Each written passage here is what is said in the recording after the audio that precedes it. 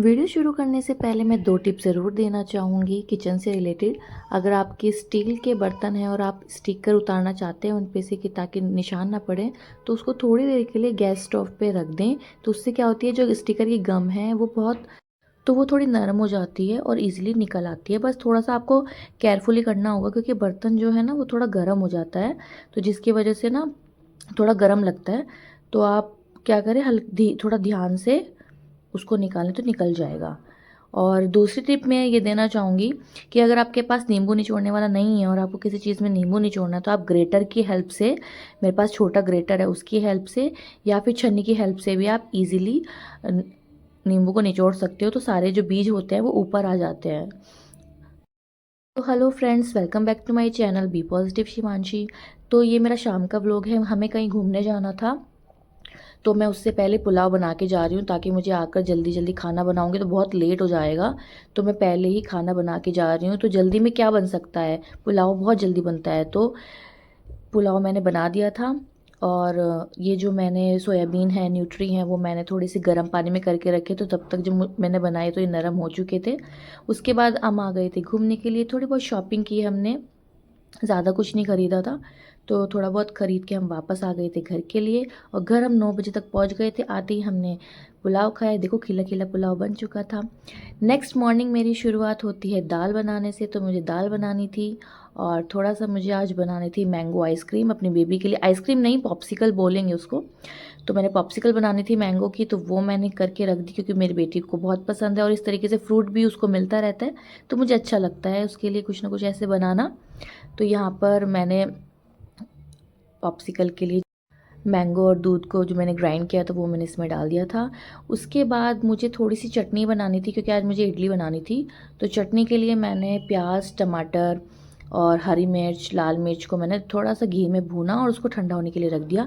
इधर मैं प्लेट्स को घी लगा रही हूँ। तो इससे क्या होता है ना कि जो आपकी इडली होती है वो जल्दी से निकल आती हैं। तो मैं स्पून की हेल्प से निकाल लेती हूँ। तो बैटर मेरा पहले से ही रेडी था।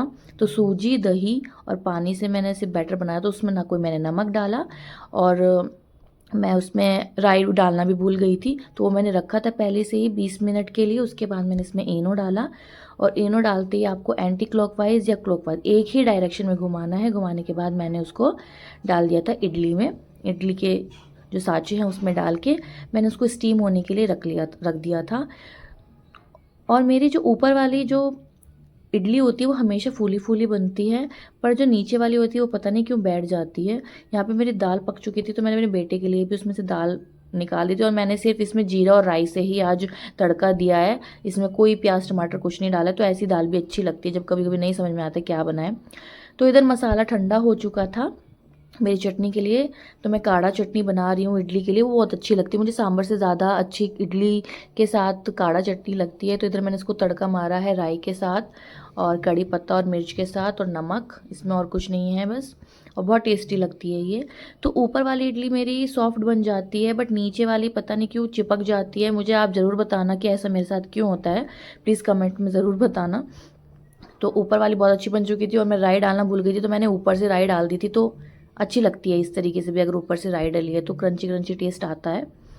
तो ये देखो ऊपर ये कितनी ईजिली इडली से निकल जाएगी स्पून की हेल्प से। वो मेरे एक हाथ में फ़ोन है, इस वजह से मैं सही से बना नहीं पा रही हूँ।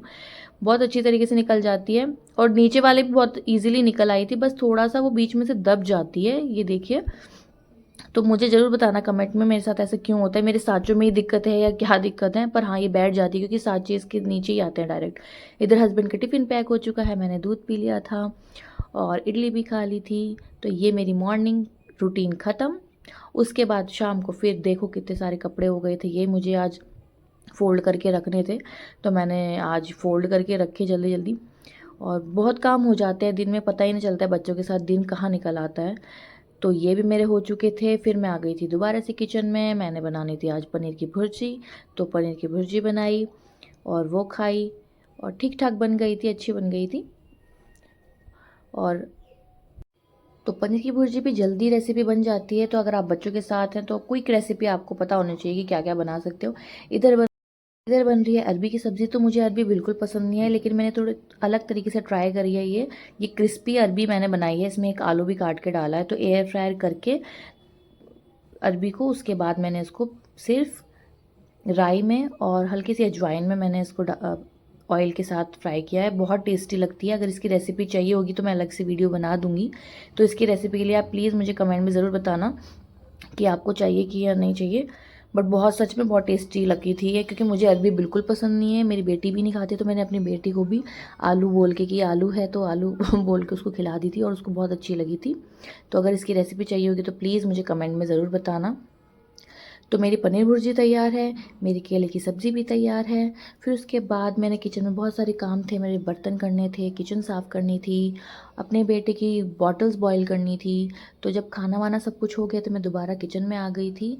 तो बर्तन मेरे बहुत सारे हो गए थे, तो मैंने इधर पानी उबलने रखा अपने बेटे के लिए, ताकि सुबह मुझे बार बार बॉईल करके पानी ना देना पड़े। तो मैं एक उसमें करके रखती हूँ बॉटल में। और मैं हमेशा किचन के जो कपड़े होते हैं वो भी डेली ही साफ़ करती हूँ, क्योंकि मेरे पास इतना टाइम नहीं होता मैं अलग से उसको गर्म पानी में करूँ, और साफ़ बने रहते हैं अगर आप डेली किचन के कपड़े साफ़ करते हैं तो। और ये मैंने किचन के लिए इस तरीके से स्प्रे मंगाया हुआ है, ऑर्डर की। अगर आपको चाहिए होगा तो प्लीज़ कमेंट में ज़रूर पूछना इसका लिंक। तो ये इससे क्या होता है ना, अगर साइड में फंसा कुछ होता है खाना तो वो इजीली निकल आता है, और आप इससे ना वेजिटेबल्स भी अच्छे से वॉश कर सकते हो। तो यहाँ पे मैंने बॉटल को भर दिया था अपने बेटे के लिए, फार्मूला मिल्क के लिए। तो मुझे बार बार फिर गर्म नहीं करना पड़ता है पानी, तो इसी से ही हो जाता है। और सिंक में भी जो मैंने बॉटल बॉईल की थी उसका पानी मैंने डाल दिया था। तो वो आपको पता है मैं रात में हमेशा गर्म पानी डाल के सोती हूँ सिंक में, तो सही बनी रहती है सिंक। तो बर्तन भी मेरे हो चुके थे, किचन भी मेरी क्लीन हो चुकी थी। और मैंने अपने बेटी के लिए ना लंच के लिए थोड़े से ड्राई फ्रूट्स रखे हैं, तो मैं उसको इस तरीके से भिगो के ड्राई फ्रूट देती हूँ तो वो खा लेती है। और यहाँ पे आई जेल का पाइप मैं बंद कर दूँगी। गैस अब 11 बज चुके थे, मेरी किचन बंद हो गई। और अगर आपको मेरी वीडियोस अच्छी लग रही हैं तो प्लीज़ लाइक कीजिए, सब्सक्राइब कीजिए और शेयर कीजिए। Thank you for watching. आपका साथ, आपका प्यार मेरे साथ बनाए बनाए रखिए। Thank you so much.